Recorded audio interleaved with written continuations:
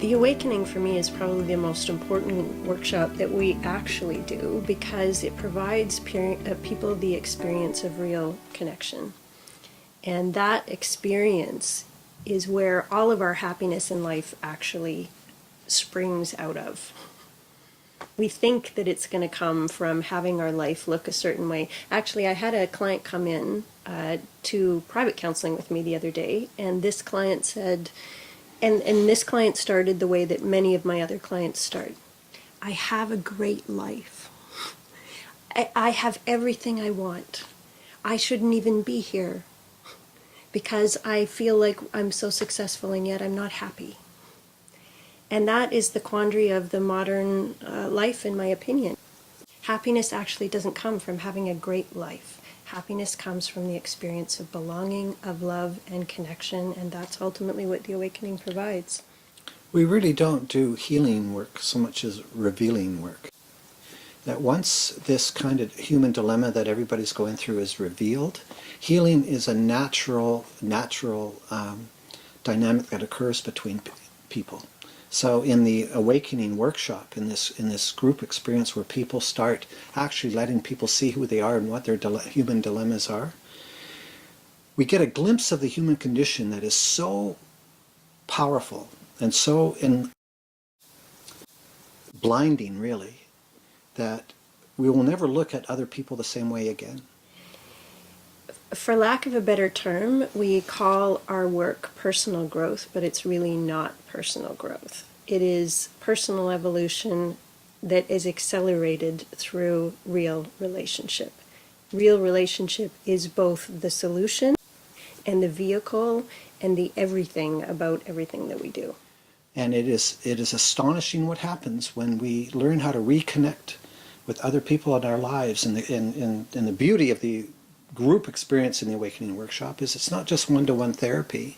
You're actually kind of re-establishing yourself symbolically with the world, because the circle of people are like the world.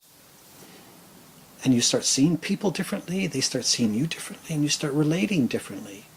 In many ways, we pick up where we left off from our childhoods to continue our personal evolution. And I think this world desperately, desperately needs it right now. So it's really for everybody to continue that becoming all of actually who you are, so you could be all of who you are in a relationship with another human being.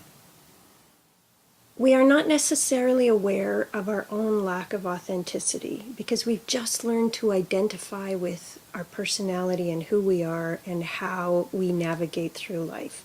So we help people become aware of their defenses that are automatic, that protect us from our own vulnerability and what we call the basement of our psyches.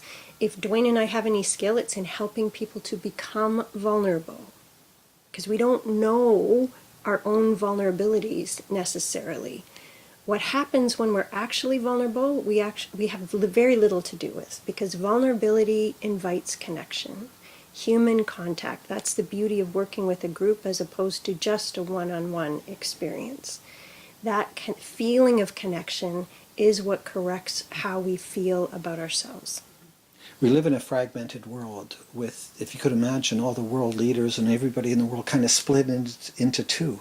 And all this strife and conflict and upset, it's like strategic selves all arguing with each other and never really letting themselves be in legitimate relationship with others. And I think that's what we need to do, is to come back to be in real human contact, human relationship, and have human caring, not just for self, but for other. And if we don't know other, how can we care for them? If the other is just a strategic personality, and I'm just a strategic personality, there's a divide, and it will be conflictual, and it will be competitive, and it'll be opinionated, and it'll be blaming, as opposed to loving and connective and compassionate. The feeling of connection is something that you can't forget. And it sets your thermostat for a particular experience that you're then going to be able to lean into in your whole life.